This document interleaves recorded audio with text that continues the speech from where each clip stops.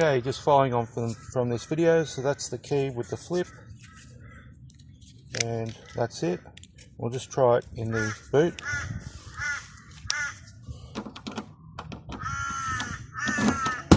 And it opens the boot. And try it in the fuel cap. Yep. Tight those sides. Yep. Okay. Another important part, sometimes these door locks actually wear over time, so that should be locked. That's unlocked. Try it in the ignition.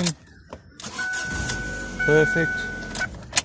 And we will try the central locking just again. So just lock it. Locked.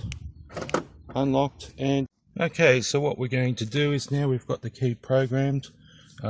There's the key. I've just got the transponder in it. I'm going to put it into the ignition. Turn the reds on. There's the security light. That should go off. And we'll start the car. Car's starting. Okay, so the next thing we want to do is program in the remotes. So basically what we have to do is open the door, close the door, press the lock button, turn it on there 4 times. 1, 2, 3, 4, and off.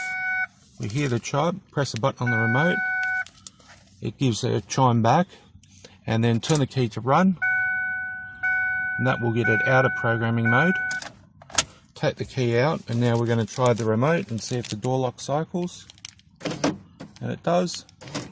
And that's how you program a remote to I think it's a 2003 Ford Focus. So that job's all done. I'll give the customer a flip key with the remote all in one, and that's it. Thanks for watching.